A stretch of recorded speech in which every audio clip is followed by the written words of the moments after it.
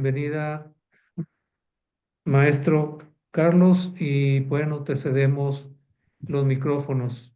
Adelante, maestro.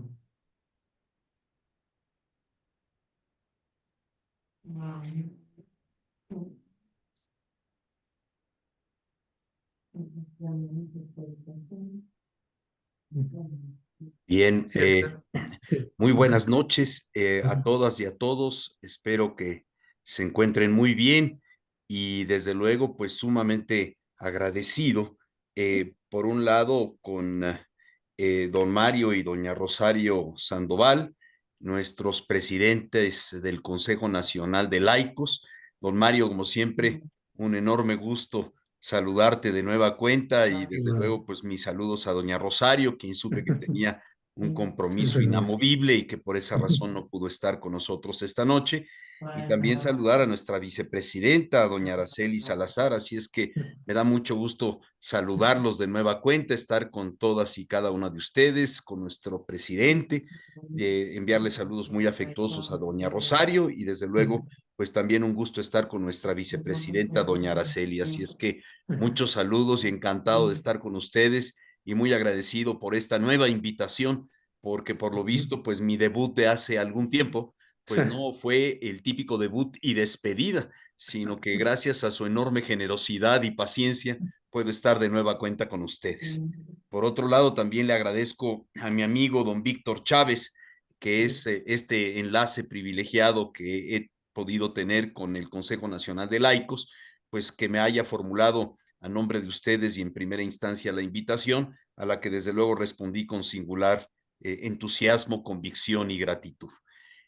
No sé si ustedes pueden ver la presentación, sí, sí, la estamos viendo. ¿sí? Y Sí, probablemente en ese caso, lo que pasa es que probablemente mi imagen, pues no sé cómo rescatarla, pero quizá, pues ahora sí que basta con que ustedes me puedan escuchar y podamos acompañarnos a lo largo de la presentación y en todo caso después voy eh, a, a, a volver hacia la imagen una vez terminada la presentación, pues para tener el gusto de verlos de nueva cuenta, porque aquí yo no sé en qué momento cerré el video por lo que hace a mi imagen y pues no puedo verla, pero pues ustedes lo importante es que puedan ver en todo caso la así es. presentación, ¿correcto? Muy Se ve, bien. se ve, gracias.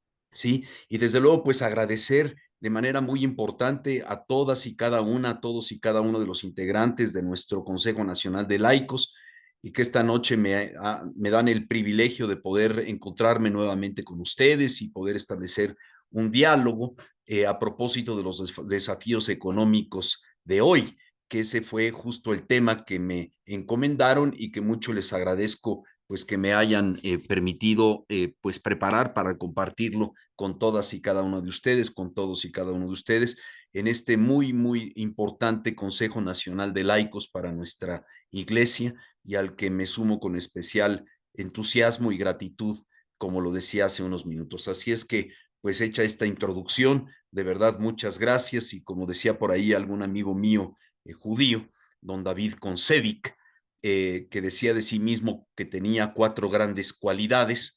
La primera, la de ser argentino. Segunda cualidad, judío.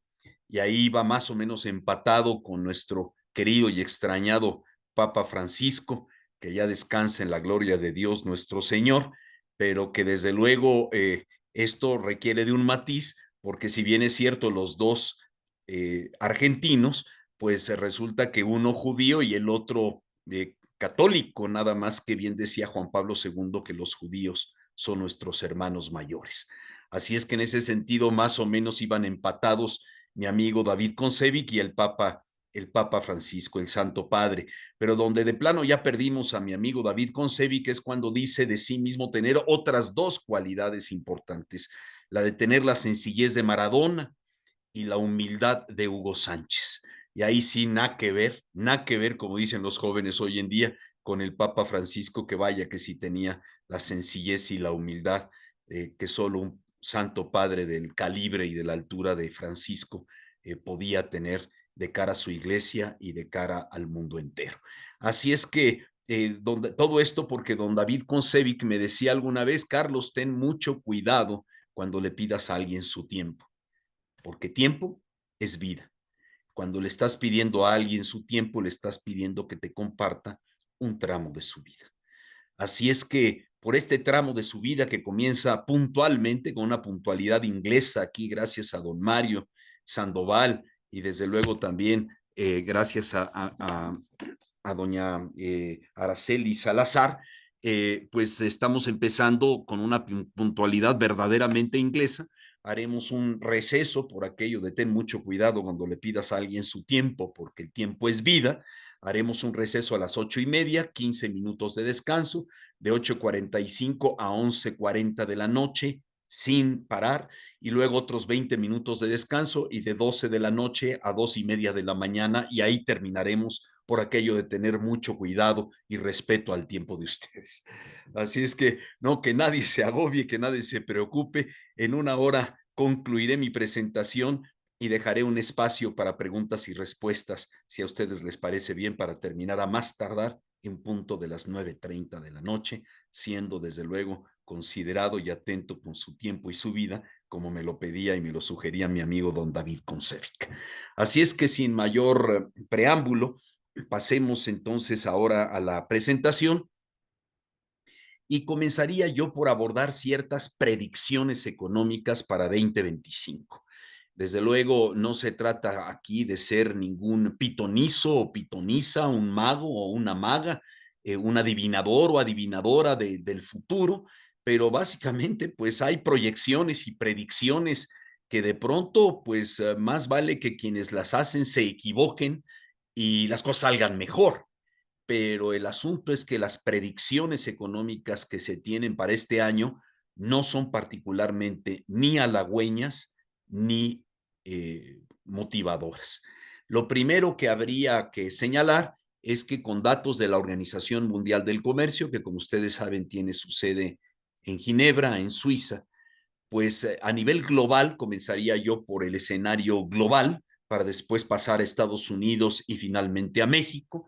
En el escenario global, de acuerdo a la Organización Mundial del Comercio, a la OMC, que es este organismo multilateral que sucedió al GATT, al Acuerdo General sobre Aranceles y Comercio, hoy en día conocido como OMC u Organización Mundial del Comercio, se prevé una caída del Producto Interno Bruto Mundial en un 7%, lo cual es brutal por la guerra comercial encabezada por Estados Unidos. Es decir, aquí no hay duda de que quien encabeza el desorden del comercio mundial tiene nombre y apellido y es Estados Unidos, quien se está peleando con tirios y troyanos, con propios y extraños, con socios y no socios, sobre todo con China, que como ustedes saben, le ha impuesto un arancel generalizado a todos sus productos del 145% a partir del día 2 del mes en curso.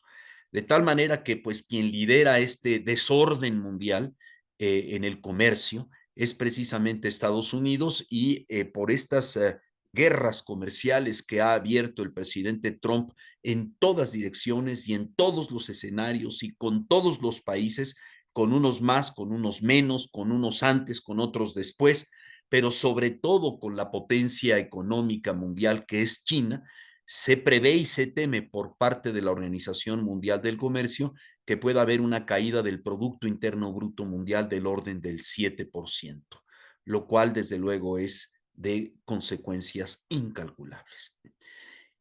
A esto, pues, habría que sumar la situación propia de Estados Unidos, que contrario a lo que está pensando, imaginando, suponiendo o fantaseando el presidente Trump, que van a tener un crecimiento acelerado y exponencial una vez que metan bajo sus reglas unilaterales del comercio a todo el mundo, pues contrario a lo que él puede estar pensando, pues se prevé una desaceleración de la propia actividad económica en Estados Unidos del orden del 1,1%. Es decir, si Trump piensa que con todas estas medidas Estados Unidos va a crecer económicamente hablando, pues está en un error, porque hay previsiones que señalan y anticipan una desaceleración de la actividad económica en el vecino del norte del orden del 1.1%.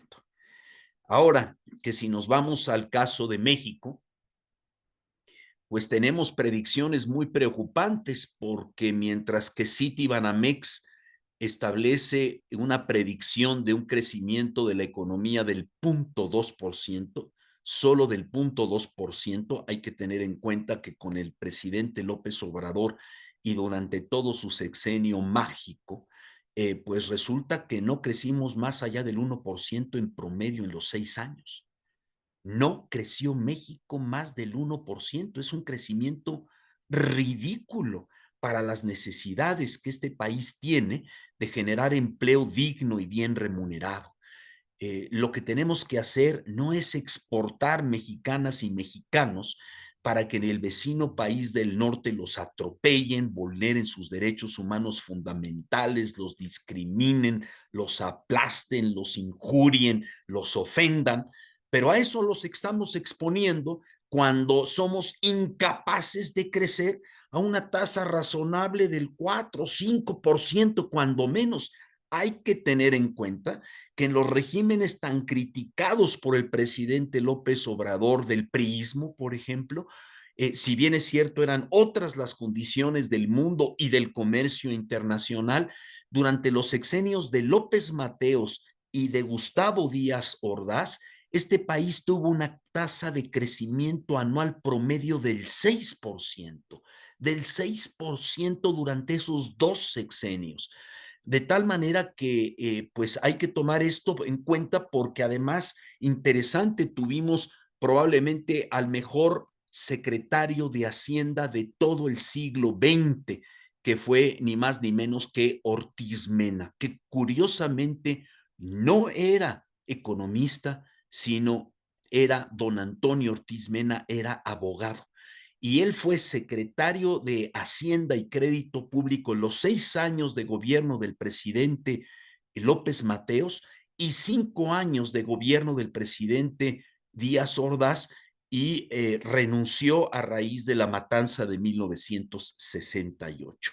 Pero lo que es un hecho es que durante esos 12 años el crecimiento promedio anual de la economía mexicana era del 6%, el sexenio pasado fue de solo un 1% y se prevé, según datos de Citibanamex, que el crecimiento de la economía mexicana para este año será apenas del 0.2%, mientras que un dato un poco más severo, el del Fondo Monetario Internacional y el del Banco Mundial, establecen que no solo no vamos a crecer, sino que vamos a tener un crecimiento negativo o un decrecimiento del 0.3%, es decir, el crecimiento será negativo del menos 0.3% o un decrecimiento del 0.3%, como se le quiera ver. Y esto nos coloca en la antesala de una recesión técnica. ¿Qué significa una recesión desde el punto de vista económico, técnicamente hablando? 2 trimestres consecutivos de contracción económica, lo cual sería muy peligroso y sumamente preocupante para México, que podamos tener 2 trimestres consecutivos de contracción económica, que entremos en recesión y que finalmente tengamos un crecimiento negativo este año, no solamente no alcanzando el 1% promedio del sexenio del presidente López Obrador, sino teniendo incluso un crecimiento del 0.2 o de plano una tasa negativa del 0.3%. Y esto, según estos organismos, específicamente el Fondo Monetario Internacional y el Banco Mundial, implicaría que México tendría el peor desempeño en este año 2025 entre 12 economías de América Latina. Así es que imagínense ustedes, pues, de lo que estamos hablando si nos encontramos en un escenario de esa naturaleza. Pero bueno, pues estas son predicciones económicas que esperemos que no se cumplan, así que pues habría entonces que pensar pues qué medidas es fundamental que el gobierno mexicano, junto con el sector privado y la sociedad en su conjunto, podamos adoptar en el corto y mediano plazos para tratar de revertir estas predicciones y que en ese sentido México puede estar por encima de la línea de flotación, generando condiciones propicias para la inversión y el empleo bien remunerado. Así es que en ese sentido, yo diría en tono con este título muy provocador que don Mario y doña Rosario Sandoval y doña Araceli Salazar me propusieron junto con Víctor Chávez, ¿cuál sería el principal desafío para México? Y desde el punto de vista económico, yo diría un solo verbo conjugado en infinitivo: crecer, crecer, crecer. Pero esto habría que contextualizarlo por aquello de leer los signos de los tiempos.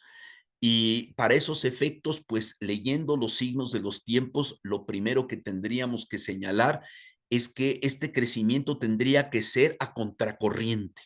Así como nadan los mejores salmones del mundo, que son los salmones que se dan allá en el Ártico, o que se dan en la Antártida o en los ríos canadienses de agua helada, y que todo el tiempo los salmones están remontando la corriente, una corriente adversa de aguas heladas, gélidas.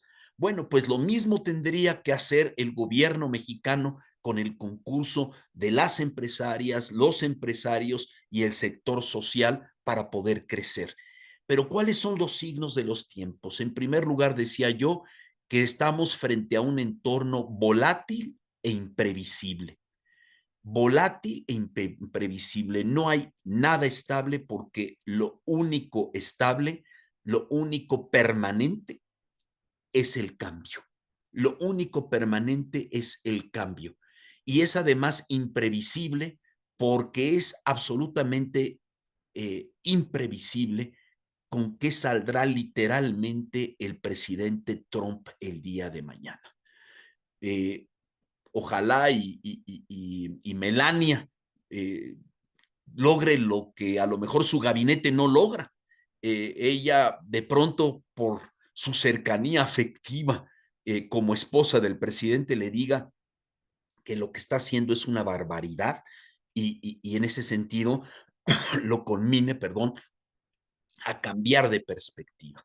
De tal manera que depende en buena medida de lo que se le venga a la mente, depende de lo que esté él pensando, de lo que tenga previsto o imprevisto, del humor prácticamente con el que se despierte, de eso depende pues un poco la suerte del mundo en lo general y del comercio internacional en lo particular. Y esto, amigas y amigos del Consejo Nacional de Laicos, ¿en qué se traduce? Pues en algo que ustedes muy bien pueden adelantar: incertidumbre y por tanto desconfianza.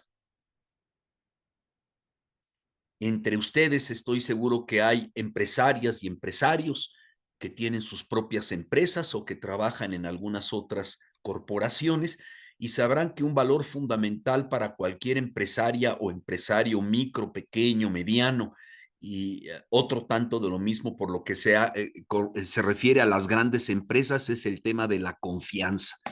Y la confianza solo se suscita donde hay certidumbre, certidumbre jurídica, certidumbre de las reglas del juego, certidumbre económica. Y esto requiere de un entorno estable y previsible. Como ustedes se dan cuenta, lo único que hice fue meter reversa por aquello que dice la canción de reversa, de reversa, de reversa. Bueno, pues así como comencé hablando del entorno volátil e imprevisible que se traduce en incertidumbre y por lo tanto desconfianza, los inversionistas, las empresarias, los empresarios y sus empresas, yendo de derecha a izquierda, yéndome en reversa, lo que buscan es un entorno de confianza, que les dé confianza y por lo tanto esta debe estar o ser el resultado, estar basada y ser el resultado de la certidumbre, por cuanto a que hay reglas del juego claras y que son previsibles y estables. Y entonces ya me regresé justo pues tratando de pues concebir cuál es el entorno que cualquier empresario o empresaria estaría deseando y esperando para tener confianza y en ese sentido invertir, expandir sus inversiones, desarrollar nuevas líneas de producto, adquirir tecnología de punta y generar desde luego nuevos puestos de trabajo. Una segunda señal en la que pues este crecimiento tendría que insertarse leyendo los signos de los tiempos es la falta de respeto de las reglas del juego, lo que en inglés llaman the rules of the game o en español llamamos las reglas del juego, pues desde luego estas reglas del juego pues están ahí para cumplirse y creo que ya logré aparecer en escena. Ahí me ven ya, en un pequeño recuadro. Debemos, maestro, gracias. Ahora sí, de repente se hizo la luz y gracias a la luz, no precisamente derivada de la exposición, que a lo mejor está medio en tinieblas, pero se hizo la luz y ya pude aparecer en escena para tener el gusto de verlos y de saludarlos. Bueno, pues hablando de los signos de los tiempos, hay uno segundo que es particularmente preocupante y que tiene que ver justo con la falta de respeto a las reglas del juego. Y esto es fundamental en cualquier escenario de la vida social, económica y política de los seres humanos. Tener reglas del juego claras que nos den certidumbre, que establezcan un entorno estable, previsible y que todo se traduzca finalmente en confianza. Estas reglas del juego lo mismo aplican a un juego de tenis o de fútbol o de béisbol que a un juego de dominó o de ajedrez. Las reglas del juego son fundamentales en la convivencia humana por ser el ser humano, como ustedes bien lo saben, un ser social por su propia naturaleza. Así nos definió hace 23 siglos el propio Aristóteles cuando definió a la persona humana como un zoon politikon. Zoon con Z y doble O y N, y por eso se habla del zoológico, porque el zoológico es el lugar donde están recluidos y en reserva los animales no racionales. Nosotros, diría Aristóteles, somos animales, pero animales racionales, son politicón, pero no solo animales racionales, sino animales sociales, seres sociales por nuestra propia naturaleza. Y esa sociabilidad humana en cualquier terreno de la vida, sea un terreno empresarial, político, en los juegos deportivos, en las competencias internacionales, las Olimpiadas, el Mundial de Fútbol, todos los escenarios humanos, precisamente como somos seres sociales, animales sociales por nuestra propia condición humana, por nuestra propia naturaleza humana, requerimos de reglas del juego, que en la medida en la que todos observamos y cumplimos, viviremos en paz. La paz, decía en este caso Agustín de Hipona, San Agustín, es el fruto de el orden, es el fruto del orden. Y solamente hay orden donde las reglas del juego se cumplen por parte de todos los actores relevantes. Aquí el problema es que hay un actor muy relevante, un jugador de enorme peso económico y político que son los Estados Unidos de América, que no están respetando por parte de su gobierno hoy en día las reglas del juego tanto de carácter multilateral, dígase en el contexto de la Organización Mundial del Comercio, como aquellas derivadas de las convenciones o tratados internacionales y que se conocen como reglas del juego convencionales. Díganse los TLCs, como el caso del Tratado México, Estados Unidos, Canadá, conocido como el TEMEC, que sucedió al Tratado de Libre Comercio de América del Norte, al TLC, o conocido por su acrónimo en inglés como el NAFTA. Bien, pues tanto a nivel multilateral, OMC, Organización Mundial del Comercio, como en términos bilaterales o trilaterales o regionales, en el contexto de convenciones o tratados internacionales, como el caso del TEMEC, pues hay reglas y esas reglas garantizan una convivencia y una coexistencia entre todos los jugadores justa, equilibrada y equitativa que hace el entorno estable, previsible, inyecta certidumbre y por lo tanto confianza. Cuando estas reglas del juego no se respetan, entonces el entorno, volvemos al primer signo de los tiempos, es enormemente volátil, imprevisible, incierto y por lo tanto se traduce en una gran desconfianza. En el marco, un tercer elemento o signo de los tiempos es que estamos también en el marco de varias guerras. Guerras desde la que está librando Rusia y Ucrania o Israel contra Hamas, que de paso le ha hecho pagar un precio altísimo al pueblo gazatí, es decir, a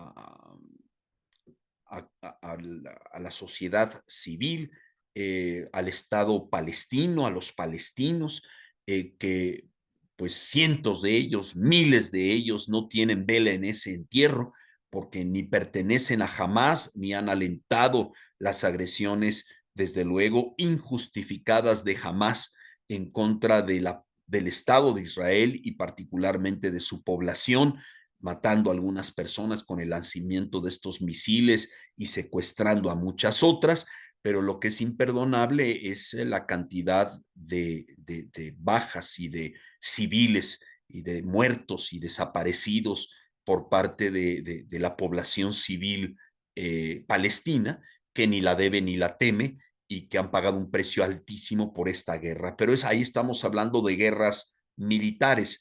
A la que yo me quiero referir por el contexto de esta presentación es a esta guerra comercial entre dos superpotencias, Estados Unidos y China, cuando Estados Unidos está retando a China para ver quién tiene más músculo, y en lo que se evidencia quién tiene más músculo y quién tiene más fuerza, esto puede implicar, como lo decía en la primera lámina, que la economía mundial pueda tener una contracción del 7% de su Producto Interno Bruto, con consecuencias desastrosas para las sociedades. Tercer signo de los tiempos. Y paso ahora entonces a la siguiente lámina, en la que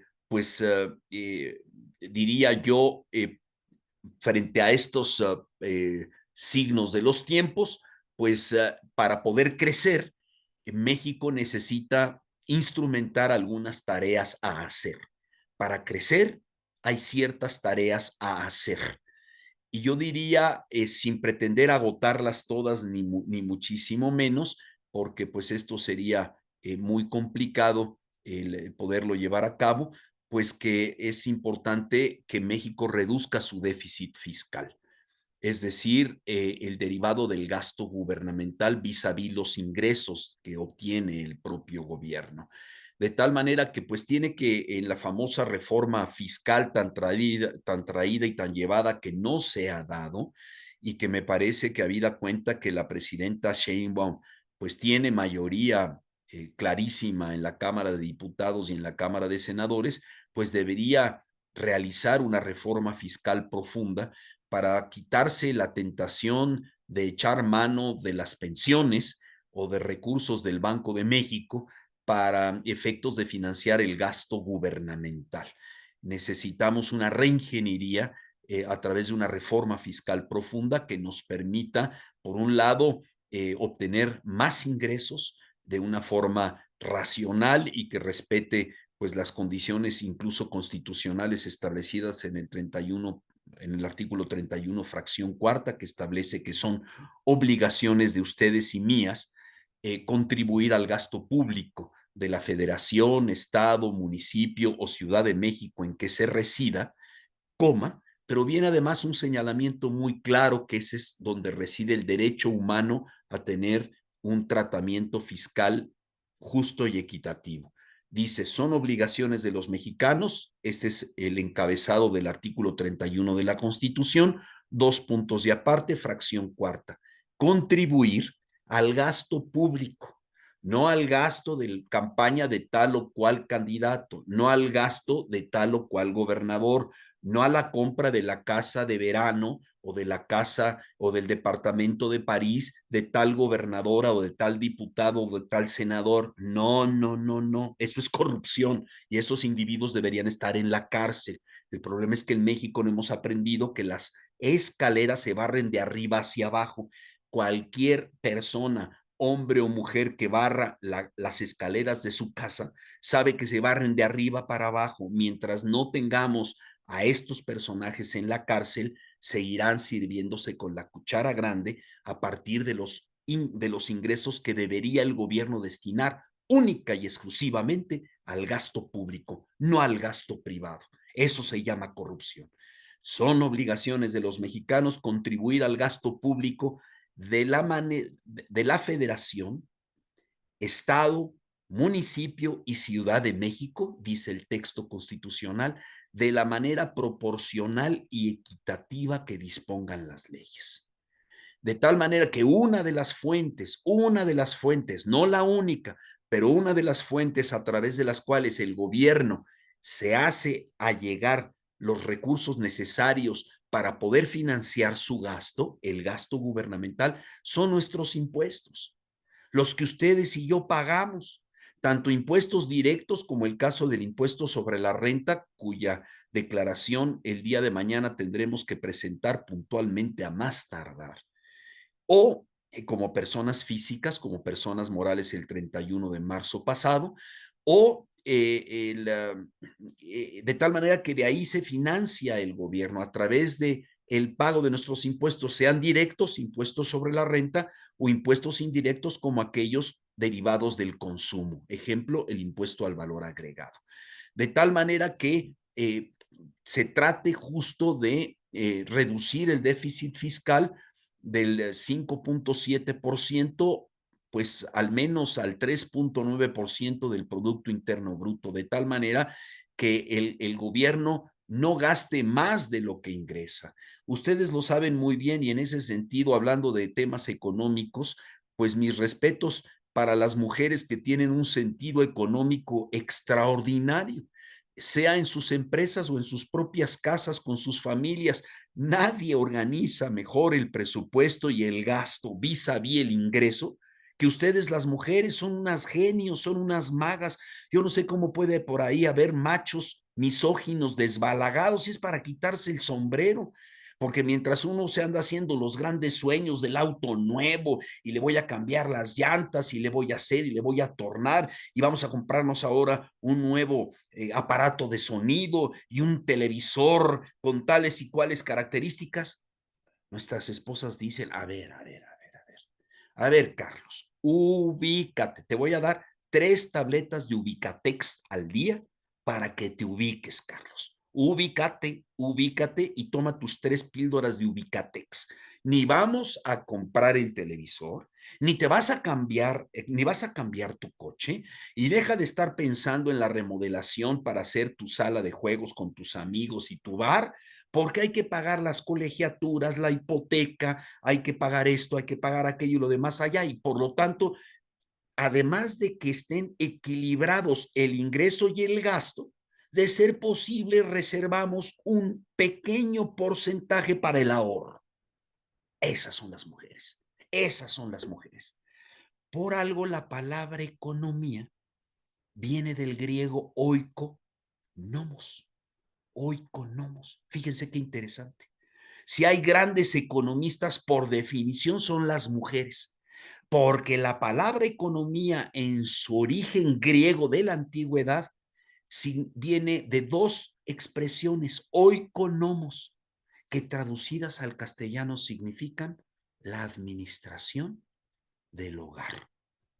Fíjese qué interesante. La administración del hogar. Y desde el australopiteco, el pitecantropiteco, el hombre de Neandertal, de Pekín, de Java, al Cromañón, al Homo sapiens, si alguien sabía administrar el hogar, eran ustedes las mujeres. Con lo cual, un aplauso aquí para todas las mujeres que están presentes en el Consejo Nacional de Laicos. Un aplauso, me quito el sombrero de manera virtual porque no lo traigo, lo dejé por ahí cerca del caballo. Así es que en ese sentido, dense cuenta pues que mutatis mutandis, los gobiernos deberían hacer lo propio, no gastar más de lo que ingresan para estar en equilibrio o controlar el gasto. Aquí una tarea que el gobierno de México debe hacer para crecer es reducir el déficit fiscal resultante de que se gasta más que lo que se recibe, que lo que se ingresa en las arcas gubernamentales, del 5.7% al 3.9% del PIB. Segunda tarea a realizar, imprescindible e impostergable, mejorar el clima de negocios. Podríamos decir que en términos generales hay dos tipos de climas, el clima natural y el clima de negocios. Veo a dos que tres de ustedes, pues de alguna manera buscando airearse un poco, porque el clima natural está muy caluroso. Además de que el clima en este Consejo Nacional de Laicos es cálido.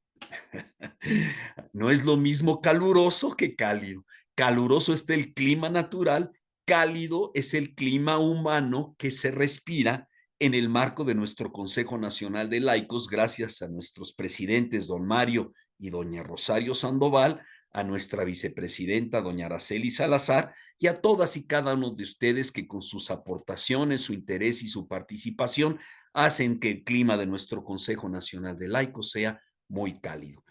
Bueno, pero si nos volvemos a remitir al clima natural, bueno, pues el clima natural se da por este conjunto de condiciones que la propia naturaleza nos aporta para que tengamos determinadas condiciones para el crecimiento y la germinación de las plantas, del maíz, del frijol, del centeno, de las oleaginosas, de los jitomates, de los aguacates que tanto se exportan a los Estados Unidos, siendo nosotros el mayor exportador de aguacates del mundo, el mayor productor y exportador de aguacates del mundo, que como ustedes saben, el día que rompe récord la exportación del aguacate a Estados Unidos es el Super Bowl.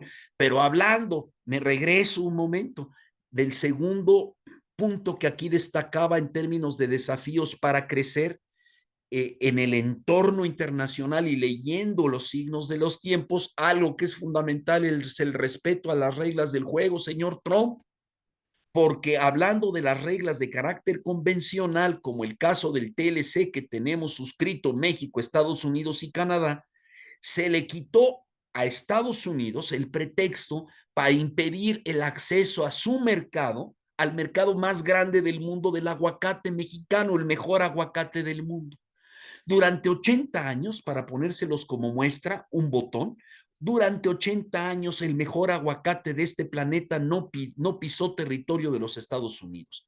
Para aquellos distraídos que critican a los neoliberales, dentro de los cuales tengo el privilegio de encontrarme, nada más que con un aspecto muy importante, sí, a lo mejor neoliberal, pero con sentido de la responsabilidad social. Sentido de la responsabilidad social a partir de los principios fundamentales de la doctrina social de la Iglesia. No es suficiente con decirse que uno es un neoliberal y que todo lo arregla solo el mercado por la mano invisible. No, frente a la mano invisible del mercado necesitamos la mano visible del gobierno que justo establece reglas del juego. 80 años el aguacate mexicano, el mejor aguacate del mundo, no entró a Estados Unidos que por el pretexto del gusano barrenador, que si estaba regado con aguas negras, que si los árboles en Michoacán tenían plagas, que si se usaban fertilizantes químicamente incorrectos, que si se echaba mano de fungicidas o de herbicidas que al final afectaban al aguacate y quien lo consumía iba a terminar con un tercer ojo al centro de la frente, señor Trump. No, no, señor Trump.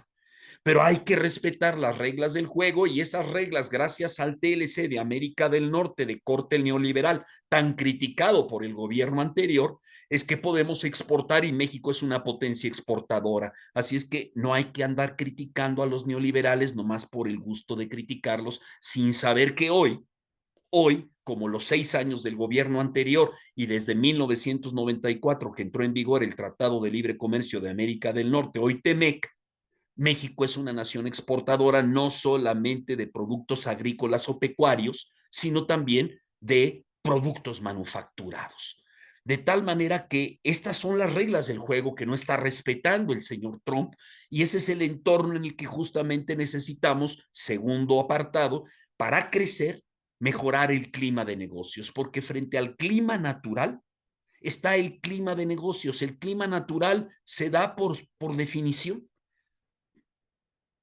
En Michoacán hay un clima natural que hace que sea un lugar privilegiado por la calidad del aire, por el nivel de precipitación o de lluvias anuales, porque también la tierra tiene ciertas propiedades y ciertos químicos que hacen que tú plantes un aguacate, un árbol de aguacate y florezcan los aguacates, fructifiquen los aguacates. Pero ese es un clima de negocios natural donde prácticamente lo que no tendría que hacer el ser humano es estorbar, y ese es el gran llamado del Papa Francisco a través de la Laudato Si, a cuidar la casa común, a no interferir en el clima natural, a dejar que la naturaleza opere y se gobierne a sí misma y no estar interfiriendo, alterando los procesos ecológicos, alterando la naturaleza, los ciclos de la propia naturaleza, etcétera. Ese es el llamado del Papa a través del Laudato Si. Como contraste, tenemos el clima de negocios, que ese sí requiere la mano visible de los gobiernos y las empresas a fin de, entre otros muchos temas, desregular y digitalizar los trámites burocráticos en México en los tres órdenes de gobierno: federal, estatal y municipal. Y es algo muy positivo que quiero elogiar del Plan México de la presidenta Claudia Sheinbaum, porque así como digo unas, también digo las otras, porque así me parece que la presidenta tiene un gran acierto, porque recientemente lanzó una iniciativa y mandó una reforma regulatoria importante al Congreso de la Unión para que a través de una ley, como un instrumento que establece reglas del juego, se produzca la desregulación y la digitalización de los trámites burocráticos en los tres órdenes de gobierno para mejorar y facilitar el clima de negocios que sí requiere la intervención del gobierno y de los particulares. Frente a la mano invisible de la naturaleza, si hablamos en el clima natural, si hablamos del clima de negocios de una nación, sí se requiere la intervención visible de los tres órdenes de gobierno que, junto con las empresas, las empresarias y los empresarios y la sociedad en su conjunto, mejoremos ese clima de negocios para desregularlo, digitalizarlo y desburocratizarlo.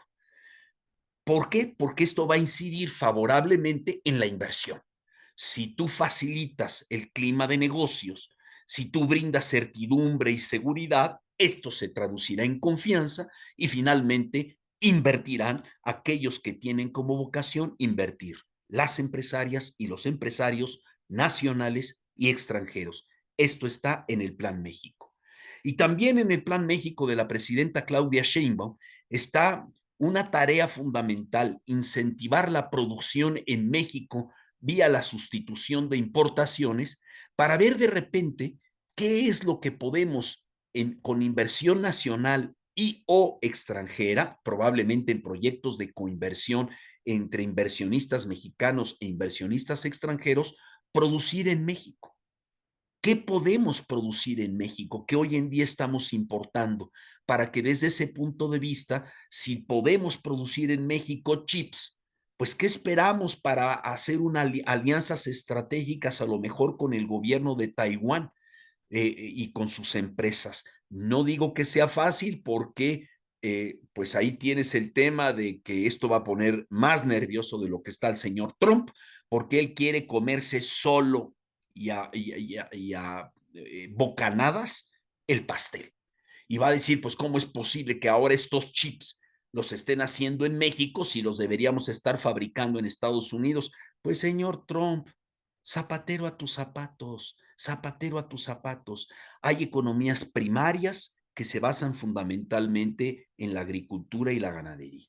Hay economías ya basadas en una dimensión secundaria, donde se encuentra México, que además de producir aguacates, jitomates, hortalizas o exportar carne de cerdo desde Yucatán en condiciones de inocuidad sumamente rigurosas a uno de los mercados más importantes de carne de cerdo del mundo, que es Japón, gracias al TLC que le brinda a la carne de cerdo de Yucatán un acceso privilegiado sin pago de aranceles. Para eso sirven los TLCs neoliberales, justamente. Además de eso, somos una economía secundaria porque somos una economía manufacturera tan importante que lo que tiene que entender pronto el presidente Trump es que si nos pega con aranceles en términos de la producción de bienes manufacturados y de todos aquellos que se utilizan, por ejemplo, para ensamblar un automóvil y que cruzan las fronteras entre México, Estados Unidos y Canadá 7 y hasta 8 veces hasta que se ensambla el coche, el automóvil final o el camión, tractocamión o autobús, pues te vas a dar un tiro en el pie por no decir que Trump se estará haciendo un harakiri y le estará haciendo un harakiri a las cadenas de producción de Estados Unidos. Pero es lo que no entiende, es lo que le pido a Melania que le explique, es lo que le pido a Melania porque no oye a su gabinete, no oye a su gabinete. Antes, en el cuatrienio previo que gobernó Estados Unidos, tenía hombres y mujeres maduros, con experiencia, con visión de Estado, que lo aconsejaban y más o menos los escuchaba. Hoy en día son puros mequetrefes, en buena medida, con el perdón de la expresión, que como el señor Elon Musk, no sabe ni dónde están parados desde el punto de vista de lo que implica una visión de Estado. Él solamente ve por su empresa y sabe de negocios en lo privado, pero otra es la visión de Estado. Otra es la visión de Estado. Lo que decía Churchill es que en este mundo tenemos demasiados gobernantes, pero no hay estadistas. No hay estadistas. Decía Churchill, porque la diferencia entre un gobernante y un estadista es que un gobernante gobierna para la próxima elección. Un estadista gobierna para la próxima generación. Esa es la gran diferencia. Los políticos que hemos tenido en México, en muy buena medida, no me importa el partido del que se trate, única y exclusivamente están preocupados por la elección, la próxima elección. En términos generales, les importa un soberano bledo todo lo demás y todos los demás. Un estadista, dice Churchill, y miren quién lo dijo. La diferencia con un estadista es que un estadista piensa no en la próxima elección, no se queda ahí, piensa en la próxima generación, en la próxima generación. Y compromete sus acciones y políticas públicas pensando en el bienestar. Y como diría mi amigo don Lorenzo Servige de Bimbo, en paz descanse, el fundador, en el bien ser, en el bienestar y en el bien ser de aquellos a quienes gobierna, pensando sobre todo y comprometiéndose con la próxima generación. Y así paso entonces a la pertinencia, repito, de incentivar como acciones a realizar para crecer, hacer, para crecer, hacer, la de incentivar la producción en México vía la posible sustitución de importaciones, que por cierto no va a ser automática porque esto requiere su tiempo, pero habría que trabajar denodadamente en ello, como bien lo ha propuesto la presidenta Sheinbaum en el Plan México. ¿Qué otras tareas habría que llevar a cabo en este sentido? Pues yo diría revertir con sentido de urgencia las funestas reformas al Poder Judicial y la desaparición de los OCAS, de los organismos constitucionales autónomos como la COFESE, el Instituto Federal, la Comisión Federal de Competencia Económica, el Instituto Federal de Telecomunicaciones o el Instituto Nacional de Acceso a la Información, entre otros. Si algo no funciona bien, hay que arreglarlo. Pero si se descompone en la casa de ustedes o en mi casa, que es también la casa de ustedes, el televisor o el refrigerador, no saco esta noche el refrigerador y lo echo a la basura para que se lo lleve el camión mañana en la mañana. Llamo a un técnico que lo arregle, que lo ajuste, que lo calibre, porque no está haciendo hielos de manera adecuada, porque la máquina de hielos probablemente se fastidió o porque hay un problema con el termostato. Llamo al técnico, arregla la máquina productora de hielos y a disfrutar de una bebida fría ahora con estos calores que estamos padeciendo en el altiplano de México. Pero no porque se descompuso o no funciona adecuadamente la máquina de hielo del refrigerador o no está enfriando adecuadamente y las verduras y las frutas se me están echando a perder, saco el refrigerador y lo echo a la basura. Pues eso es lo que está haciendo la 4T con el Poder Judicial y con los organismos constitucionales autónomos. Los está echando a la basura. Y de manera antidemocrática está generando un escenario perfectamente alineado a una concentración brutal de poder, que es todo menos democrática, todo menos democrática. Porque una sociedad democrática requiere de checks and balances, como dicen los británicos, de pesos y contrapesos. Aquí no hay contrapeso ya en el poder legislativo porque el poder legislativo hace exactamente en unas horas lo que le ordena el poder ejecutivo. Pero el único contrapeso para garantizar que las ciudadanas y los ciudadanos pudiéramos tener acceso, sí, a una justicia imperfecta, pero perfectible, mejorable, es el Poder Judicial. Al desmantelarlo y llevar esto a una elección con gente de medio pelo en términos generales, que no tiene formación judicial cual ninguna, escasamente un título de abogada o abogado de vayan ustedes a saber qué universidad patito, echando por tierra, y he dialogado con muchos jueces y juezas que llevan 10, 15, 20, 30 años en el Poder Judicial, haciendo una carrera para subir de juez a magistrado, de magistrado a ministra o a ministro, gente que se ha jugado la vida trabajando y estudiando, y parte muy importante de la misma, siendo honestas y honestos en términos de la labor que realizan de ser impartidores de justicia, a todos de un plumazo se les ha borrado del panorama. Acabo de estar con un magistrado que fue puesto contra la pared el sexenio pasado porque porque otorgó ciertos amparos a reformas que estaba pretendiendo instrumentar el entonces presidente de la República, y le lanzaron a la unidad, a la llamada UIF, a la unidad de investigación, le lanzaron al SAT de una manera inclemente. Terminó ya renunciando después de 25 años de labor jurisdiccional, y no se va a presentar a una elección en la que, en mi opinión, las reglas del juego, los árbitros, los abanderados y el resultado ya están predeterminados. Eso es todo menos democracia. Y aún pondría yo en tela de juicio, y habría que revisar la carrera judicial en la inmensa mayoría de los países del mundo, no está sujeta al proceso electoral porque obedece a otras reglas. Una carrera profesional y una carrera basada en la honestidad, en la probidad. Mejorable sí lo era, pero desde luego no la tiras a la basura de la noche a la mañana y llevas esto a una pseudo elección amañada, que será la del próximo 1 de junio, y a la que yo no me voy a presentar, porque hay veces que hay un deber y un imperativo moral, que es el de no votar. No votar cuando todo está arreglado de antemano. Gracias, pero no gracias.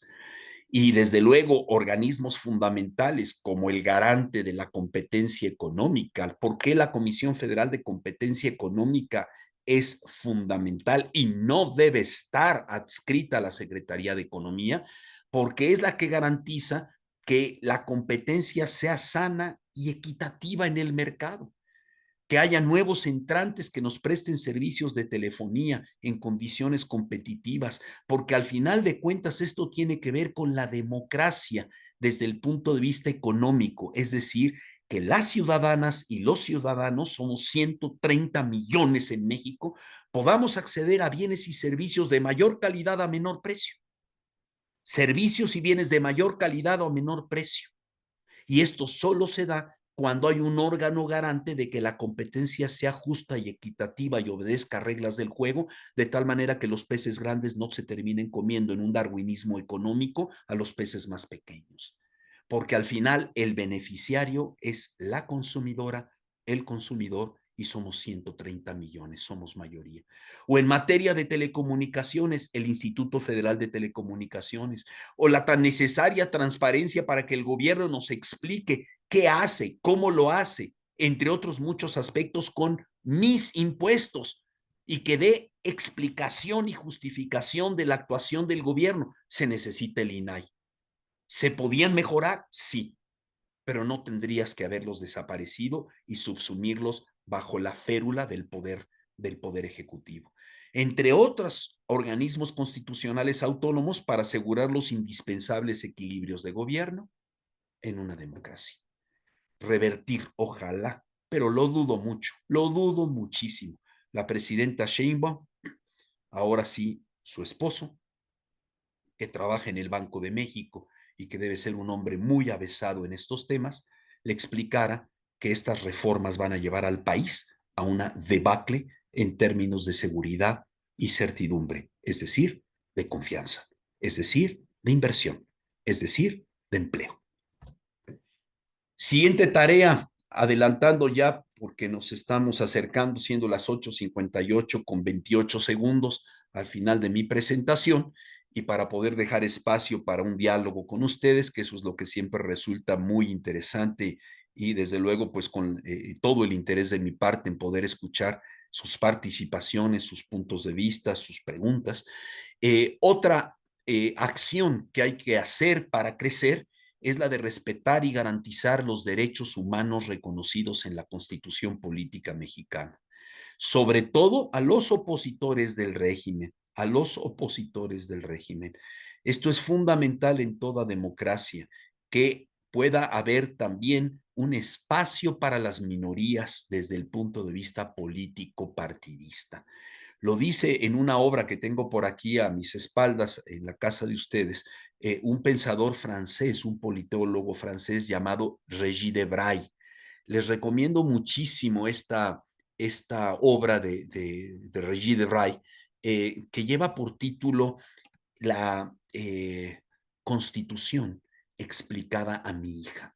Es una obra pequeña, pequeña, que publicó el Fondo de Cultura Económica. Se las recomiendo amplísimamente. Es una obra breve, pero es una especie de diálogo que se da entre Régis Debray y su hija, en la que ella le hace una serie de cuestionamientos sobre la Constitución francesa, sobre la República Francesa, sobre las condiciones mínimas para un régimen democrático. Y él respondiendo a esta última pregunta que le hace su hija, ¿cuáles son las condiciones fundamentales para que haya una democracia? Dice Régis Debray a su hija: 1, respeto y garantía de los derechos humanos fundamentales.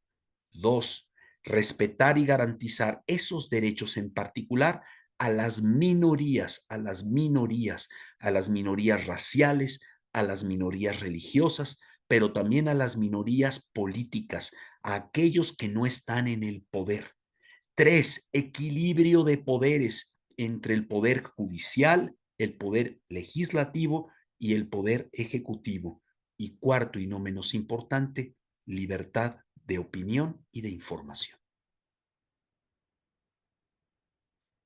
4 condiciones, no más, no le dio un decálogo, le dio 4 condiciones nada más para que se viva en un estado democrático.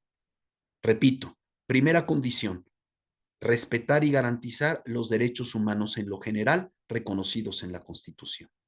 Segundo, hacer un énfasis particular en el respeto y la garantía a los derechos humanos fundamentales por lo que hace a las minorías, minorías étnicas, minorías raciales, minorías religiosas, que México es un país, se dice, mayoritariamente católico. Bueno, en este sentido hay que garantizar el derecho a que cada quien tenga la religión que prefiera, que sea de su convicción, o que pueda no tener ninguna religión, porque a lo mejor es ateo o es agnóstico.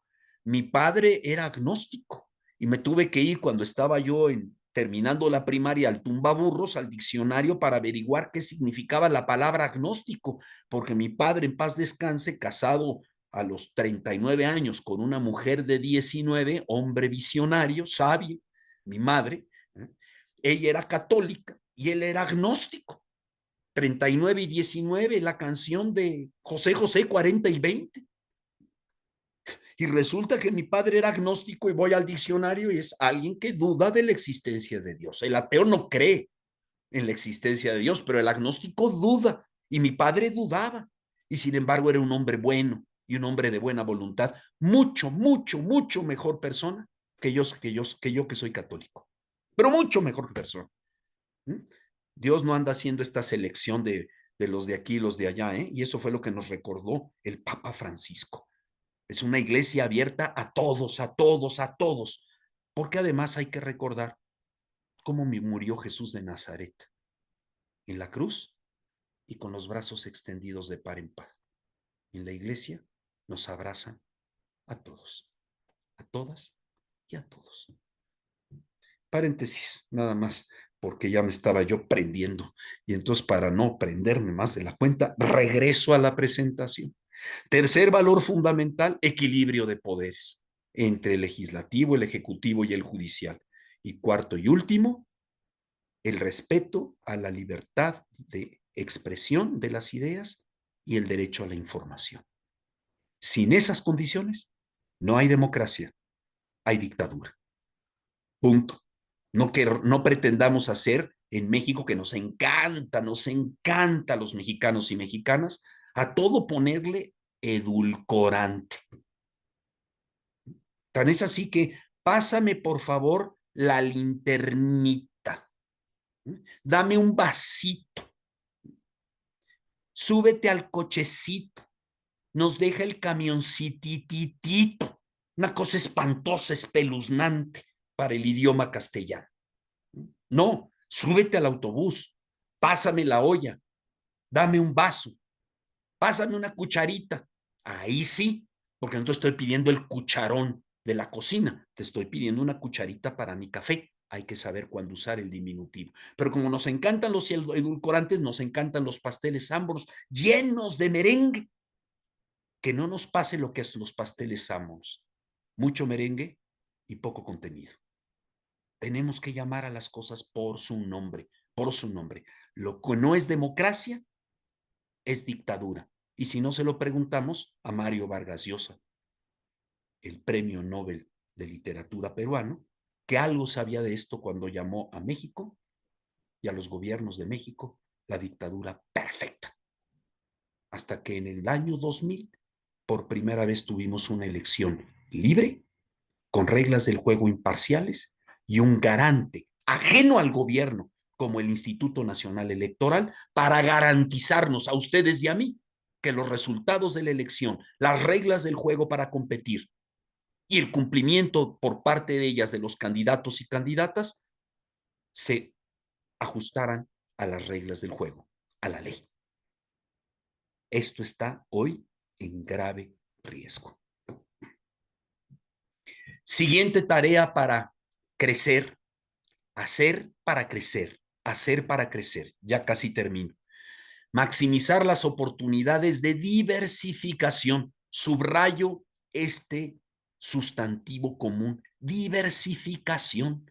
Maximizar las oportunidades de diversificación de las fuentes de inversión extranjera directa y de comercio con naciones con las que México, perdón, aquí faltó una H, ustedes disculparán, no por ser muda, no debería estar ahí, que ha asignado, con las que México ha asignado TLCs y APRIs, acuerdos para la promoción y la protección recíproca de inversiones, que se traduzcan en más empleos mejor remunerados.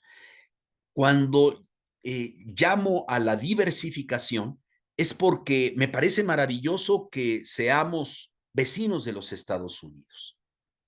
En muchos sentidos, específicamente porque tenemos al mercado más grande del mundo cruzando la frontera. Pero es muy peligroso poner todos los huevos en una canasta. Necesitamos diversificarnos y lo que nos permite diversificarnos es la red impresionante de tratados de libre comercio que en tiempos neoliberales negociamos quienes tuvimos la oportunidad de trabajar en aquel tiempo con Herminio Blanco, con Jaime Zabludovsky, con Luis de la Calle, en el equipo de negociaciones del NAFTA, cuando yo tuve el privilegio de ser director general de inversión extranjera en la entonces SECOFI, la Secretaría de Comercio y Fomento Industrial, hoy Secretaría de Economía. Todo esto negociamos. ¿Para qué? Para que las empresarias y empresarios mexicanos, a través de sus empresas, puedan acceder a todos estos mercados en el mundo en condiciones preferenciales gracias a los tratados de libre comercio. O puedan invertir en estos países, o México recibir inversiones de Bélgica, Luxemburgo, Portugal, Francia, España, Grecia, Austria, República Checa, Japón, Corea del Sur, Australia, Israel, Uruguay, Chile, Bolivia, Venezuela, Colombia, recibir inversiones de estos países para generar empleos bien remunerados. The rules of the game, las reglas del juego. Y todo esto nos permitiría, si tuviéramos una política pública que fomente las exportaciones mexicanas a todos estos mercados para diversificarlos, y lo mismo atraer inversiones extranjeras, no solo de Estados Unidos, sino inversión extranjera de todos estos países, que en estos momentos los inversionistas japoneses digan, ¿dónde invertimos? ¿Dónde invertimos? O los inversionistas coreanos, que nos dé a pesar de la incertidumbre, a pesar de lo veleidoso de los mercados, de la economía y de la falta de respeto a las reglas del juego por parte del presidente Trump, que podamos en el largo plazo tener condiciones de estabilidad, seguridad y certidumbre. México, México, México. Eso es lo que deberíamos estar haciendo. Y la presidenta Sheinbaum debería estar haciendo una gira internacional con algunos de los miembros de su gabinete y gente del sector privado para volvernos irresistibles frente a tanta incertidumbre. ¿Dónde sí hay certidumbre? En México. ¿Dónde hay un clima de negocios estable y predecible? En México. ¿Dónde hay acceso a otros mercados gracias a los TLCs? En México. ¿Dónde hay educación de calidad? En México. ¿Dónde hay mano de obra calificada? En México.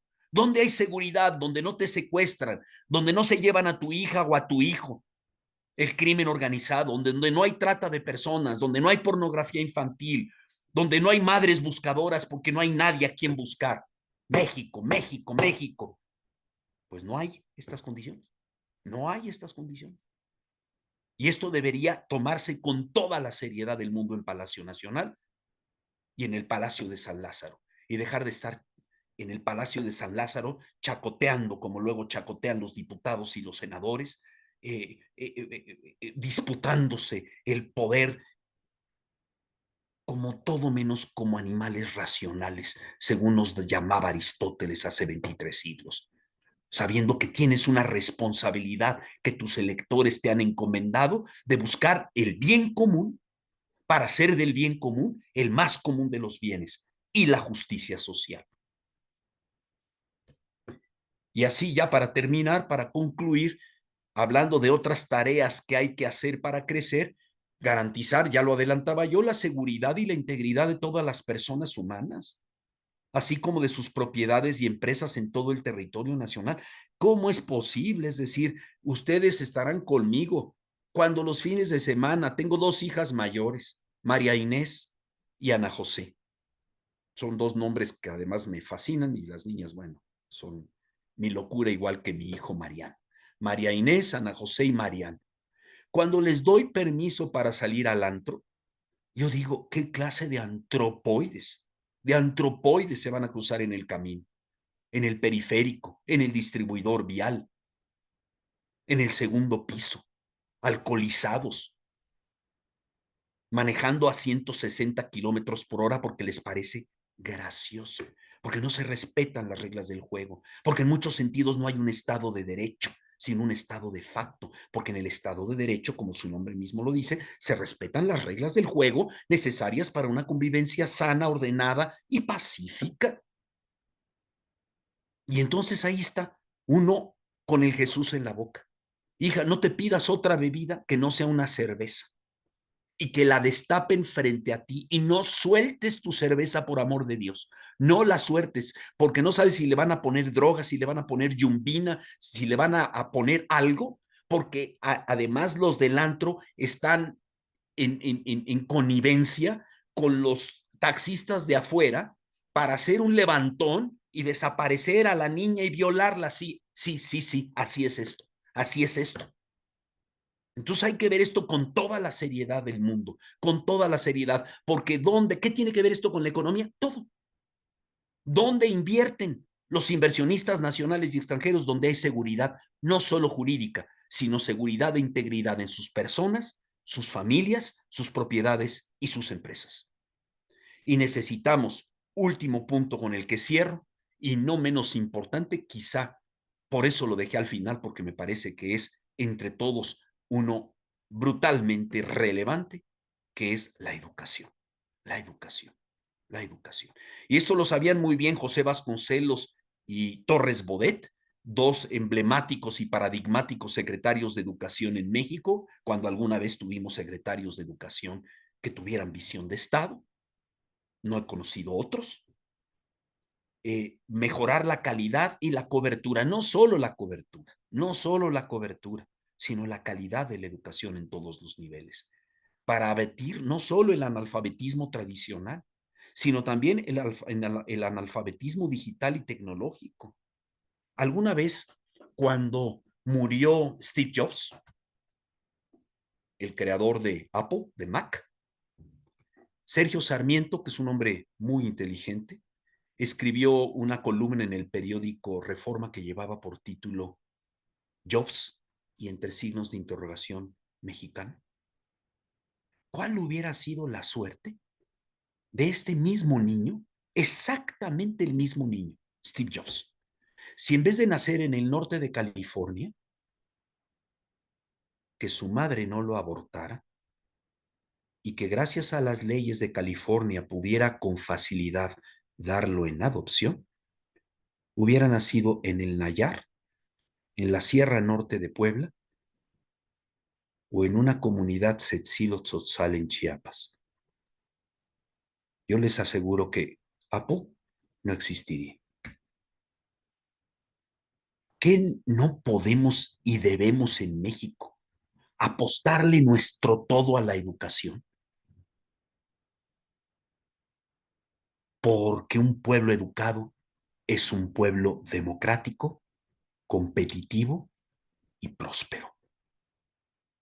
Todo mundo se desgarra las vestiduras diciendo, es que ¿qué país le vamos a dejar a nuestros hijos? ¿Cierto? ¿Cierto?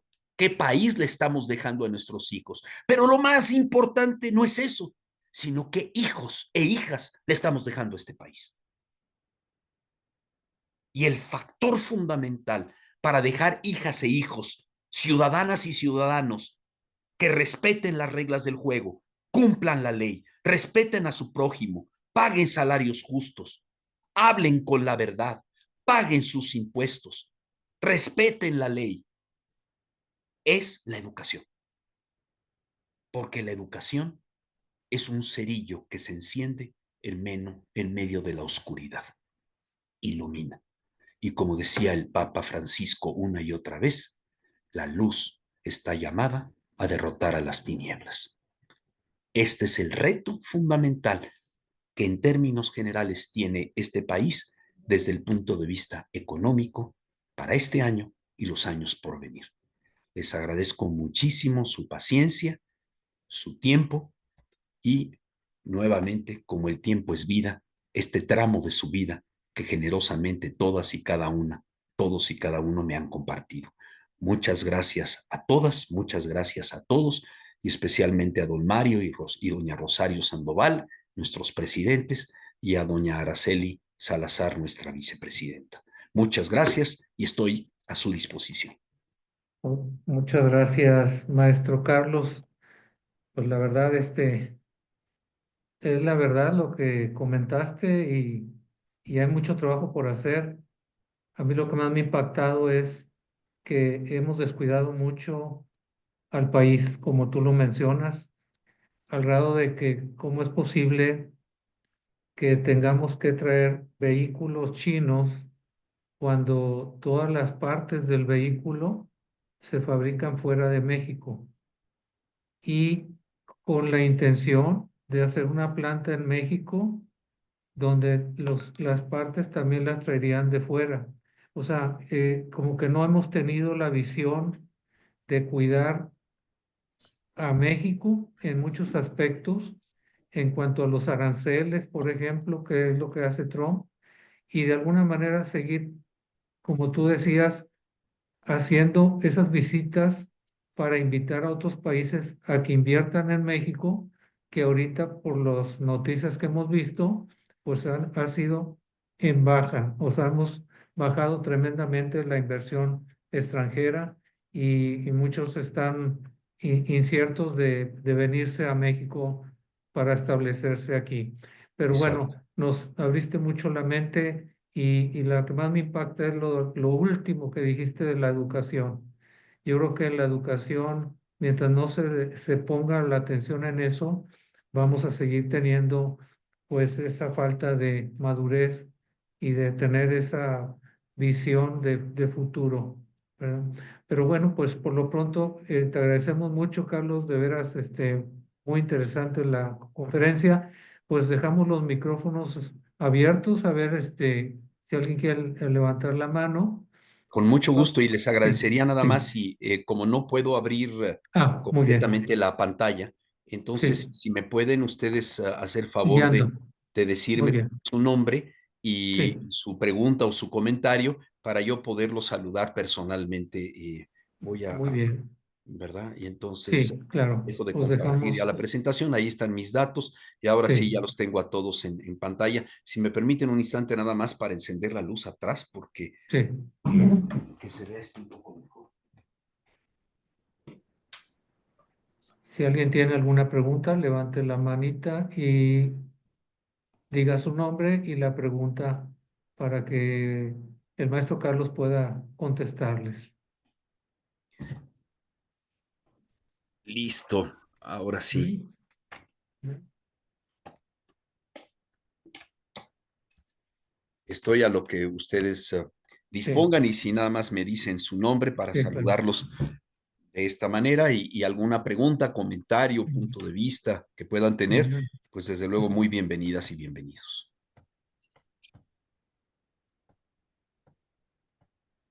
Aquí, don Víctor Chávez. Hola, don Víctor, buenas tardes, ¿cómo te va? Muchas gracias por ser este enlace privilegiado con don Mario y doña Rosario Sandoval y desde luego con doña Araceli Salazar y con todas y cada una y todos y cada uno de los integrantes. Muchas gracias. Ujú. Me dice aquí en esta pregunta, nada más dónde quedaron aquí, aquí están en el chat. Me pregunta por aquí don Víctor. Eh, Ay Dios, ¿dónde quedó? Que si no crees necesario educar en el ABC de la economía común de los El mexicanos. común de los mexicanos, Sí. sin lugar a dudas, yo creo que sí sería muy importante que desde educación básica se tuviera, pues se tuvieran algunas lecciones elementales de economía, comenzando por la propia economía doméstica, porque pues por ahí la palabra se origina desde el punto de vista etimológico, como lo platicábamos, hoy conocemos la administración del hogar. Entonces, lo dices muy bien y estoy completamente de acuerdo, don Víctor, que sería muy importante que las niñas y los niños tuvieran nociones básicas de economía, comenzando por la importancia desde temprana edad, por ejemplo, de ahorrar. Tengamos presente cuántos cientos de miles, millones de mexicanas, mexicanos llegan a la edad de la jubilación y no tienen un patrimonio propio y no tienen un ahorro y no tienen un afore y no tienen un fondo para el retiro y entonces tienen que depender muchas veces de manera bastante triste de terceros, de familias y familiares y estar pidiendo literalmente casi caridad y con todo lo que esto puede significar desde el punto de vista emocional y de lazos familiares a veces tóxicos, porque sabes qué, pues tú aquí no me levantas la voz ni me vas a decir qué es lo que tengo que hacer, papá o mamá, porque comes de mi mano y yo te mantengo. oye hijo, pero pues esto que estás haciendo o hija no me parece correcto, cállate porque de mí dependes y porque yo te mantengo. Entonces, no, y tantas personas de la tercera edad que necesitan seguridad social y que no tienen, que necesitan una atención médica y que no pueden pagarla, simplemente pues porque de niños no tuvieron una enseñanza básica del ABC, como muy bien dices, don Víctor, para poder aprender lecciones básicas de economía para su vida personal, de pareja, familiar y después más adelante de sus propias empresas y para entender el funcionamiento de la economía nacional en su conjunto. Estoy completamente de acuerdo. Gracias por la pregunta. Por aquí de repente dicen, si nos quieres ir, don Mario, diciendo más o menos, Sí, creo que sería bueno ver la cara de quien expone. Bueno, pues por aquí me sí, tienen mucho gusto y creo que ahí se sí, ve un poco mejor la cara y sí, los se ve saludos, mejor. desde luego. Muchas gracias Sí, por las sí, felicitaciones. sí, a ver, Araceli, sí. Sí, bueno, Carlos, primeramente, muchas gracias, excelente tu exposición. Yo creo que, pues, estos temas, ¿verdad? De lo que está sucediendo y de lo que ha pasado en los últimos años, sobre todo de pues, del desmantelamiento masivo de las instituciones que de alguna manera, que fueron apareciendo con tantos, pues por tanto tiempo y que de alguna u otra manera fueron poniendo reglas, fueron permitiendo que nosotros evolucionáramos en la democracia y viendo eh, pues las sugerencias o lo que tenemos que hacer. Bueno, es verdad, todo eso que dices, estoy totalmente de acuerdo y creo que la mayoría de nosotros está de acuerdo, pero bueno, ya no lo tenemos.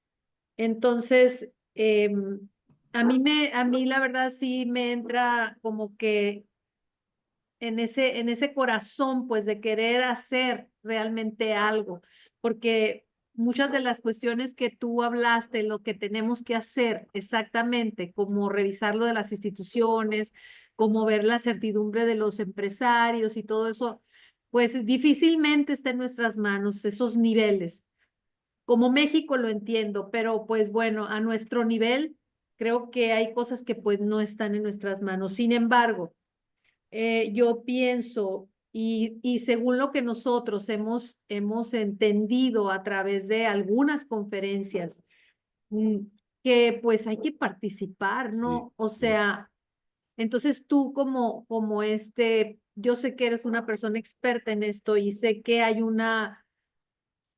que se puede decir un sentimiento de impotencia, yo creo que es general, ¿verdad? En la gente de que no nos gustaría que pasara lo que está sucediendo, sin embargo está sucediendo, pues. así es, así es. Entonces, yo con lo que he aprendido aquí en las conferencias y demás, de hecho tuvimos una conferencia muy interesante con Ingrid, que es una candidata a la Suprema Corte de Justicia de la Nación, que comparte nuestros valores, que comparte nuestro sentir, pero que nos está pidiendo esa participación y que busquemos realmente a alguien ahí en la lista que pudiera ser, que pudiera estar. Mm, creo, Carlos, de todo corazón y respeto muchísimo tu opinión, pero creo que, pues ni modo, yo creo que hay que tratar de incidir. No sabemos qué va a pasar, pero somos hombres y mujeres de fe, que no nos podemos quedar con los brazos cruzados y a ciertos niveles, pues no está en nuestras manos, pero a esos niveles pequeños, pues a lo mejor y sí podemos incidir. Digo, en fe, actuando en Sí, fe, que sé que está muy duro el panorama y muy oscuro, y lo sé y lo siento, pero como que no se te afigura a ti que decir, sabes que yo no voy por esto y esto otro, es, es rendirte, o sea, no sé, es mi sí. sentir. Bien, muchas gracias, Araceli. Yo sí pienso que hay una gran aportación de tu parte en términos de la importancia y el valor y la relevancia de la participación. Y reconociendo, como muy bien lo has explicado, lo has dicho, que hay muchísimos factores y actores que están completamente fuera de nuestro control y de nuestra zona de influencia, pues sí hay algunas otras cuestiones que podríamos y deberíamos hacer Y yo no me cierro completamente a la participación en la medida en la que sea una participación selectiva. El tema es qué tanto tiempo tenemos ustedes y yo para poder ubicar a las personas con el perfil idóneo que sí están compitiendo, que son personas preparadas, competentes, capaces y además honestas para que mi voto se los pueda yo entregar. Yo les confieso sinceramente, frente al universo de los participantes, no me da la vida, no me da el tiempo, no me da mi trabajo, no me da mi familia, las condiciones como para hacer un repaso y poder ver y analizar con detenimiento los perfiles de los cientos de personas que se están presentando a esta elección y poder hacer de manera selectiva este voto razonado y participativo que tú muy bien señalas. Esto por un lado, de que algo se puede hacer y se tiene el caso de esta persona, de esta abogada que estuvo con ustedes y que por lo que tú me dices ofrece garantías de estar a la altura de las exigencias de un nuevo poder judicial, yo le daría mi voto, pero el problema es que el 99% del resto de los elegibles no los conozco y cuando además sé que algunas y algunos de ellos tienen compromisos políticos, yo digo paso sin ver. Y otros peores, que tienen nexos con el crimen organizado. No, bueno, pues ahí sí ya ni para dónde hacerse. Ese es el problema. Y hay todavía un problema que va más allá, Araceli, y que tiene que ver con algo que yo discutí mucho con mi maestro de Derecho Constitucional, llamado Efraín González Morfín. Cuando alguna vez hubo un partido de ideales, un partido que le apostaba a la nación, a la educación y a la democracia, llamado Acción Nacional, fundado en 1939 por Manuel Gómez Morín, Preciado Hernández, Efraín González Luna, el papá de mi maestro Efraín González Morfín. Yo platicando con Efraín, que fue candidato a la presidencia de la República en 1970 frente al impresentable de Luis Echeverría Álvarez, escribió un pequeño opúsculo de Efraín que me regaló que llevaba por título El deber moral de no votar. Porque decía don Efra, cuando las reglas del juego han sido predeterminadas por el partido en el poder, los árbitros, los abanderados y hasta el resultado ya estaba amañado en las elecciones presidenciales, no en balde José Vasconcelos en sus memorias escribe que cuando en 1929 el pueblo mexicano salía a votar en la elección presidencial contra Pascual Ortiz Rubio, a la que Vasconcelos mismo se presentó, el gobierno daba a conocer los resultados de la elección presidencial en Nueva York al mediodía del domingo de la elección, cuando la gente apenas estaba votando. En una elección así, yo, por razones éticas, no participo. Y me temo que esta no está muy distante de aquella. Muy a mi pesar. Pero bueno, pues creo que finalmente lo que tú dices y lo dices muy bien, estimada Araceli, es que hay que hacer un voto en conciencia, una decisión en conciencia de si votar o no votar. Y si uno vota, saber el riesgo que esto conlleva cuando todo está amañado, como lo está, pero dentro de ello tratar de ser selectivo respecto de, como tú muy bien decías, a quién le doy mi voto y por lo tanto mi confianza.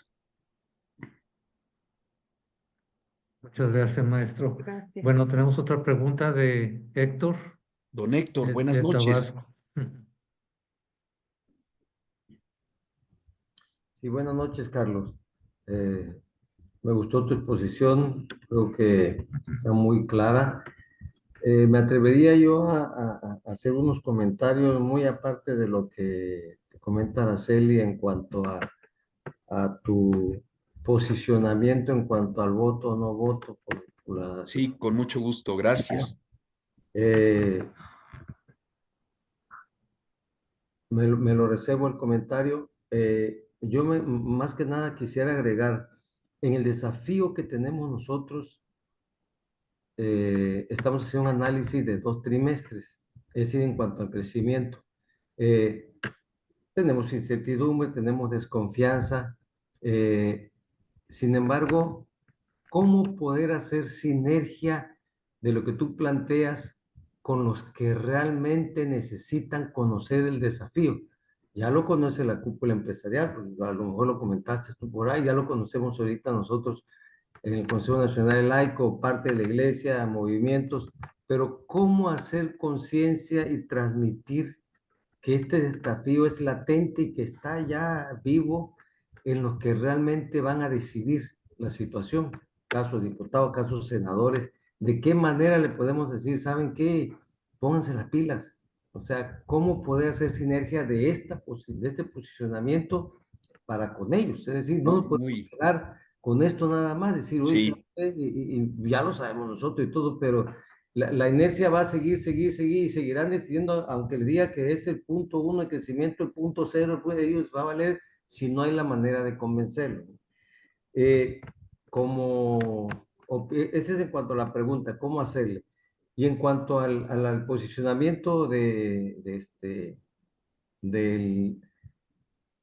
la opinión que tienes de la moral de votar, creo que es un tema importantísimo. Yo nada más abro el paréntesis de que eh, no nos podemos quedar con los brazos cruzados diciendo no, no salgo, nos toca decidir, conozcamos o no conozcamos, y lo comparo, quizá no es en el universo que hay, en estos momentos se nos olvida algo, que es el momento en que vas a cruzar o vas a anular tu voto con el momento en que va a decidir el Espíritu Santo en la elección del Papa, del nuevo pontífice, que son 180 y tantos. Entre los continentes no se conocen todos, conocen sus ideas y qué sé yo, pero ellos van a elegir y hay una fuerza poderosa que va a estar ahí, que es el Espíritu Santo. En este momento no conocemos de los 3000 y pico. Sabemos del posicionamiento y la gran ventaja que tenemos de conocer a Ingrid Tapia, que sería, Dios quiera ganar y quedaría como presidenta de la Suprema Corte, ¿no? Sería el acabose para el sistema del gobierno judicial, pero sí podemos hacer lo que hoy nos mandaron como un recorte en el que salió en el periódico, que tenemos 2 opciones más, que ese es los funcionarios participantes que están en funciones, es decir, que renunciaron, pero están en funciones, que son parte del Poder Judicial, y los que fueron electos por el judicial. Ya olvidemos de los senadores, de la tómbola, porque esos son que están maiciados, son los 3000 y fracción, pero al menos tenemos opción por algo, es decir, con que busquemos. Y ahí donde viene la acción del Espíritu Santo. Bueno, Señor, yo no conozco a Juan Pérez y a Juan pues veo su currículum, veo que sí, bueno, pues sea lo que tú quieras. No hay autoridad electa, dice San Pablo, en el mundo que no sea aprobado por Dios. Entonces, con el puntito que no, pero no me daré por vencido, es un posicionamiento que esto es muy amplio, como para no quedarnos en luchar. Claro, yo respeto tu ética moral y tu ética profesional y también el derecho a decidir moralmente si sabes que no participo porque ya está maiciado lo que sea, pero yo digo lo contrario, yo sí participo porque no voy a dejar que me sigan maiciando y que le sigan dando a la gallina, aquí está tu maicito, maicito, no, no, sino que voy a luchar por decirle, acá está el montón de maicito, corre para acá, ¿no? bien. Pues muchas gracias, don Héctor, por este comentario y por tu muy valiosa opinión. Y desde luego lo mismo que le decía yo a Araceli y a don Mario, pues es muy importante que de una manera razonada y razonable lleguemos a nuestras propias conclusiones respecto de qué conviene hacer y qué es lo más indicado para la próxima elección. Respecto de este tema que tú muy bien señalabas y que ya abordaba la propia Araceli en términos de la importancia de participar en términos generales, creo que es fundamental y que para hacer oír la voz por aquello de que la unión hace la fuerza, pues el tener un espacio como el que ustedes han formado y forjado, pues la verdad me parece de lo más importante, de lo más relevante, es decir, que en distintos espacios y en distintas, diferentes instancias, pues pueda justamente este Consejo Nacional hacer oír su voz, que este Consejo Nacional de Laicos pueda expresar sus puntos de vista, pueda tomar un posicionamiento en determinados temas, publicar a lo mejor un editorial, un desplegado, cuando se aborden determinado tipo de temas que sean importantes o relevantes para el Consejo. Creo que eso es fundamental, es decir, participar, hacer oír la voz, publicar, exponer, explicar, difundir, eh, por aquello de que pues el Consejo tiene su peso y tiene su importancia y su relevancia, don Héctor, así es que creo que hablando de participar en términos muy generales, sí es fundamental tener una participación en distintas vertientes respecto de aquellos temas que en opinión de este Consejo sean relevantes para no solamente los católicos, sino incluso para aquellos que no siéndolo, pues son mujeres y personas de buena voluntad, que como ustedes bien saben, pues el Concilio Vaticano II hace su llamado no solamente a los católicos, sino a hombres y mujeres de buena voluntad. Así es que coincido completamente que hay que cerrar filas, que hay que aprovechar un espacio privilegiado como es este Consejo Nacional de Laicos para asumir determinado posicionamiento, participando por muy distintas vertientes y por muy diferentes mecanismos, de tal manera que nuestra voz, la voz de ustedes como un consejo, se pueda escuchar a nivel nacional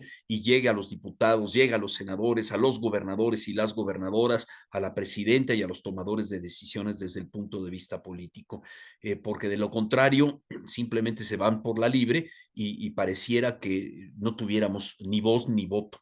Creo que hay que hacerse presentes y para ello hay que participar. Muchas gracias, don Héctor. Gracias, maestro. También la frase célebre de que si yo no voto, me convierto en cómplice de lo que pueda pasar más adelante. Bueno, ahora Araceli quiere tomar nuevamente la palabra. Sí, adelante, adelante, doña Araceli. Bueno, Gracias. cambiando un poquito el tema, ¿verdad? De la votación, que pues ya lo discutimos, bueno, ya lo hablamos.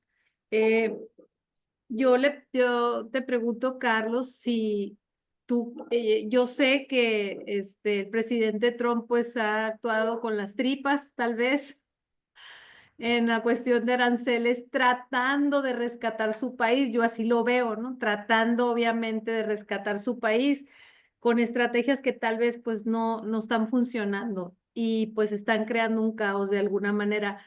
Pero nosotros vemos también, digo, todo lo permite Dios por este mundo, ¿no? Y yo creo que hay mucha gente que lo amamos.